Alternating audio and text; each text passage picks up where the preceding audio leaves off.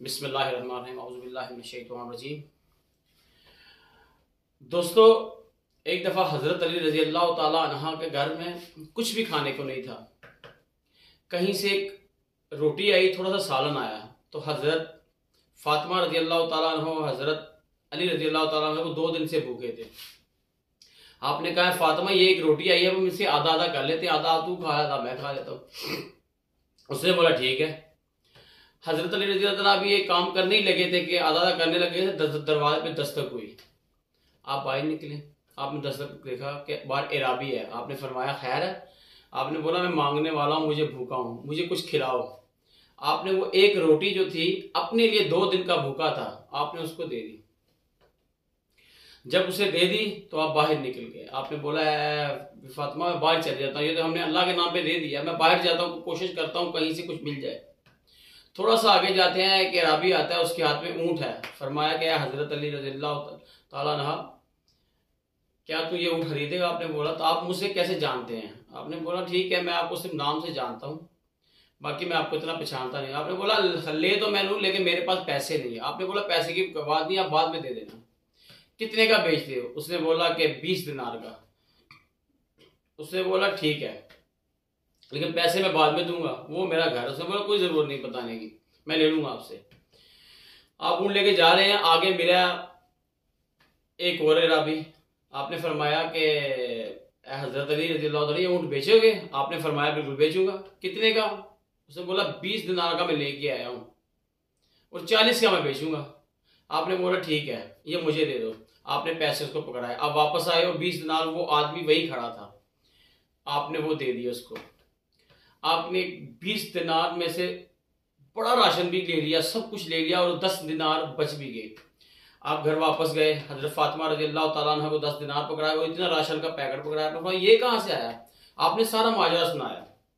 अब रात गुजरी, सुबह हुई, सुबह के वक्त आप नबी सल्लल्लाहु अलैहि वसल्लम के पास पेश हुए। हजरत अली रज़ी अल्लाह ताला अन्हा नमाज के लिए जा रहे हैं।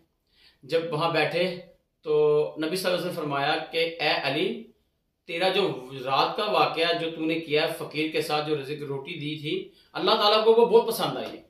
आपने फरमाया या रसूलल्लाह, आपको कैसे पता है? आपने फरमाया मुझे पता है, अल्लाह को आपकी अज़ा वो बहुत पसंद आ गई। और मैं ये भी बताता चलूं कि आपको पता था कि आपसे वो रोटी मांगने वाला कौन था? उससे बोला या रसूलल्लाह, वो एक एराबी था, भूखा था काफी दिनों से, उसको दे दिया मैंने। उन्होंने कहा नहीं, वो मांगने वाला जो था वो हजरत जिब्रील अलैहिस्सलाम थे। हजरत जिब्रील अलैहिस्सलाम थे वो मांगने वाला। और जो तुम्हें ऊंट बेच रहा था वो भी हजरत जिब्रील अलैहिस्सलाम थे, और जिसे तुमसे खरीदा वो भी हजरत जिब्रील अलैहिस्सलाम थे, क्योंकि अल्लाह को तुम्हारा ये देना बहुत पसंद आ गया था। ये देखें भाइयों कि तंगदस्ती में, कि जिनके लिए आसमान से मन सलवा उतर सकता है, तंगदस्ती में उसने दिया तो अल्लाह ने क्या सबब पैदा किया। लेकिन आज हम सोचते हैं कि अगर मैं घर से कुछ चीज दे दूंगा तो इतनी कमी हो जाएगी। नहीं, कभी नहीं होगी मेरे दोस्तों, कभी कमी नहीं होगी। ये हदीसें हमारे सामने हैं। सखावत करें, यहाँ बड़े बड़े गरीब लोग हैं, आप अगर उनको ढूंढना चाहें तो जाओ जाकर परचून की दुकान पे खड़े रहें, जो 10 रुपए की चीनी लेने आते हैं इस दौर में, और 20 रुपए का आटा। सोचो उनके घर में कितने लोग होंगे वे एक रोटी बनाने के लिए। चने वाली दुकान में चले जाए, 10 रुपए के चने लेते हैं। अब वो अकेला नहीं खाता, उसे 6-7 जने खाते हैं। 10 रुपए के चने कितने आते हैं? कुछ भी नहीं। तो किराए पे लोग तंग है, बिजली से तंग है। अगर आप लोग जिनके पास अल्लाह ने बहुत कुछ दिया, अल्लाह हमें भी दे और उनको भी दे जो बेचारों के पास कुछ नहीं है, अगर हम थोड़ा थोड़ा करके सबकी मदद करते रहे तो अल्लाह हमारी मदद करेगा, तो उनकी भी मदद हो जाएगी, वो भी पैरों पे खड़े हो जाएंगे, वो भी कभी नहीं मांगेंगे। तो अल्लाह से उम्मीद है, बहुत ज्यादा उम्मीद करनी चाहिए। इंशाल्लाह अल्लाह इंसान को कभी भी हाल ही नहीं लौटाता। मुश्किल वक्त हो या आसान वक्त हो, गुजर ही जाता है, लेकिन अल्लाह हमेशा इंसान के लिए आसानी पैदा करता है। वो चीजें जो हमें जरूरत होती हैं, हम तो कुछ और मांगते रहते हैं ना, क्योंकि हमारे दिल में लालच है, लेकिन हमें अल्लाह वो दे रहा होता है कि जिसका हमें पता भी नहीं चल रहा होता, जो हमें फायदेमंद हो रहता है। इसी बात पर इत्तफाक करता हूँ आप सब भाइयों से कि दुआ में भी याद रखे। और मेरी कुछ दिनों से, कोई महीना 1.5 से तबीयत नासाज है, मैं धूप में नहीं निकलता। आपने देखा होगा कि मैं बीमार हूँ, जब मैं रिकॉर्डिंग कर रहा होता हूँ तो मेरी तबीयत अजीब सी होती है, लेकिन मैं फिर भी कर रहा होता हूँ। क्यों? कि मुझे अच्छा लगता है हदीस और कुरान बयान करना, अच्छी बातें बयान करना मुझे अच्छा लगता है। तो ये अच्छी बातें अगर मैं बयान करूं या कोई भी चीज़ करूं, जब मैं पढ़ता हूं मुझे मेरे दिल को लगती है, मैं सोचता हूं कि आपके साथ शेयर करूं।